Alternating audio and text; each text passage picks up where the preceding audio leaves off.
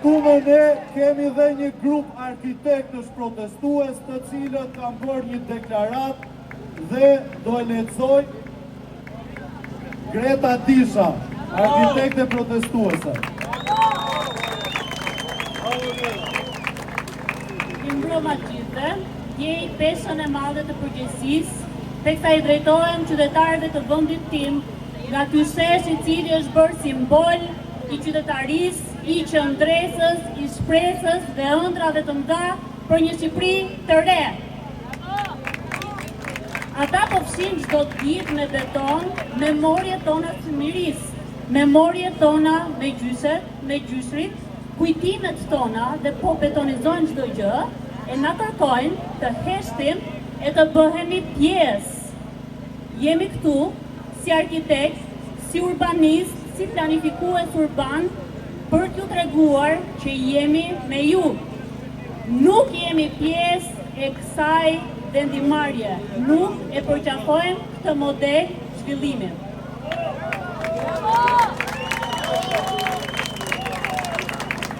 Kjo iniciativë lindi në këtë shesh.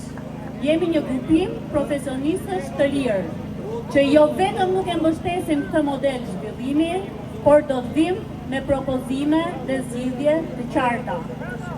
Më poshtë do t'ju lexoj një deklaratë publike mbi territorin e cila është qëndrimi jon i parë zyrtar.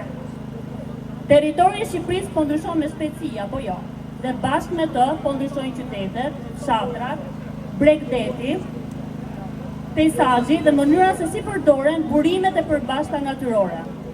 Në një proces me pasoja afatgjata për vendin, si arkitekt, urbanist, planifikues, inxhinier, pedagog, studiues dhe profesionist të zhvillimit të territorit nga breza të ndryshëm, ndjejmë përgjegjësinë të artikulojmë një qëndrim të përbashkët profesional me bindjen se qeverisja e tij është një çështje që i përket gjithë shoqërisë.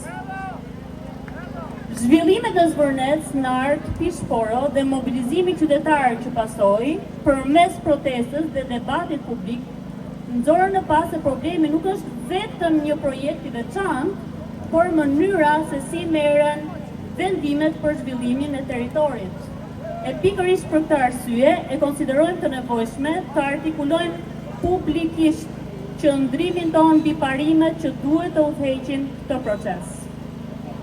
Çështja jonë e përbashkët themelore nuk është vetëm çfarë do të ndërtohet, por kush vendos, mbi bazën e cilit instrument, planifikimi, përmes cilës procedurë ligjore dhe në interes të kujt merret vendimi. Territori nuk është thjesht një tokë e disponueshme për të shfrytzuar sipas interesave afatshkurtra. Ai përmban ato hapësira dhe burime që pavarësisht të regjimit të pronësisë u përkasin në përdorim dhe kuptim të gjithë qytetarëve. Ai është një pasuri e përbashkët, është një burim i kufisuar dhe është themeli i jetës sociale, kulturore, ekonomike dhe ekologjike të vendit. Ndaj vendimet mbi të ndikojnë breza të tërë dhe të i kalojnë çdo mandat politik e projekt të veçantë.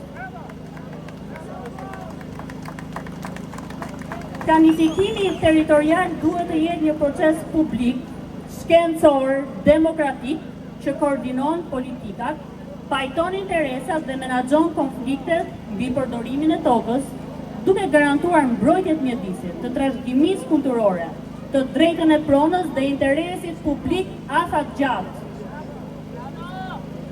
Me këtë deklarat, shprehim shqetësimin tonë për modelin e zhvillimit të promovuar vitet e fundit, në të cilën përqendrimi progresiv i vendimarrjes është shoqëruar me dobësimin e sigurisë juridike, me reduktimin e rolit të autoriteteve vendore, si dhe kufizimin e mekanizmave të transparencës, oponencës profesionale dhe pjesëmarrjes publike.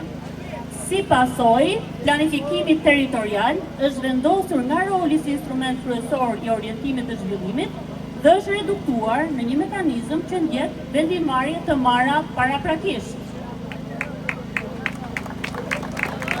Qytetarët dhe komunitetet e prekura duhet të kenë mundësi reale të njihen, të diskutojnë mbi projektet përpara se ato të miratohen, jo mbasi të miratohen. konsultimet publike, vlerësimet e ndikimit mjedis dhe vlerësimet strategjike mjedisore nuk duhet të reduktohen në procedura formale të zhvilluara mbi vendime të marra paraprakisht, por të shërbejnë si instrumente reale të shqyrtimit publik dhe të ndikojnë në përmbajtjen e vendimeve.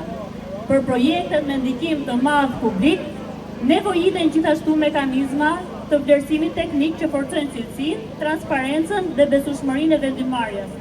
A keni dëgjuar ndonjëherë të pyetet publiku për projekte të mëdha që ndryshojnë këtë vend? Sa unë nuk kam dëgjuar. Lidhja e komunitetit me tokën, me mjedisin dhe peizazhin është pjesë e interesit publik dhe nuk mund të reduktohet vetëm në marrëdhënien juridike të pronësisë.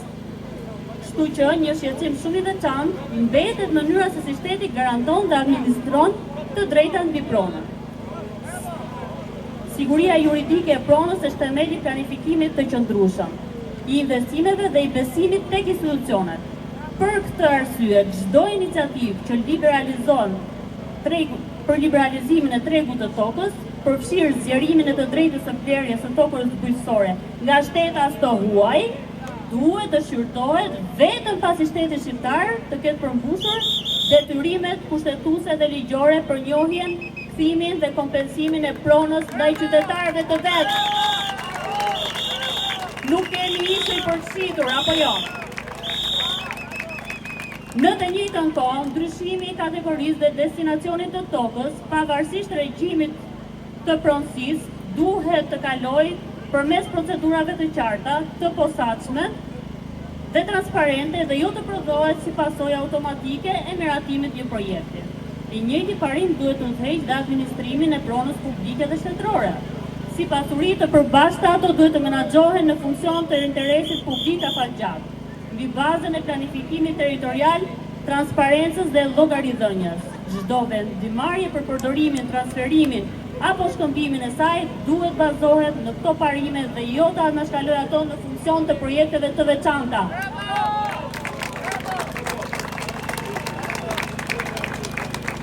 Zbatimi i këtyre parimeve, zhvillimi, kërkon institucione funksionale dhe një rol më të fortë të ekspertizës profesionale vendase. A e dini se shumica e këtyre projekteve nuk projektohen nga arkitektë shqiptar, por vetëm nga arkitektë huaj? Arkitektët, urbanistët, planifikuesit dhe profesionistët shqiptarë të territorit mbartin njohuritës pazëvendësueshme mbi historinë, mjedisin, kulturën dhe strukturën sociale të vendit. Kjo ekspertizë duhet të jetë pjesë përbërëse e analizës, konceptimit dhe vendimarrjes për zhvillimin e territorit dhe jo të reduktohet në zbatim teknik të vendimeve të marra paraprakisht. Vendimarrja politike është një komponent legjitim i planifikimit territorial, por ajo nuk duhet të zëvendësojë autonominë e procesit profesional, të anashkalojë instrumentet e planifikimit apo të ushtrohet pa transparencë. Përmes kësaj deklarate, artikulojmë një qëndrim të përbashkët profesional në mbrojtje të territorit, të interesit publik dhe integritetit profesional. Besojmë se zhvillimi i qëndrueshëm i Shqipërisë kërkon institucione të larta, planifikim të përgjegjshëm dhe një proces vendimarrje të mbështetur në shtetin e të drejtës, dije profesionale, të drejtat e pronës dhe pjesëmarrjen reale të komunitetit. Kjo deklarat aktualisht është firmosur nga 182 profesionistë. Ne jemi këtu, në këtë sesë, do të vazhdojmë të ndihemi. Ne nuk heqim dorë. Ne duam që ju të jeni pjesë e vendimeve që merren. Nëse qëndron për njëjtat vlera, na u bashkohet.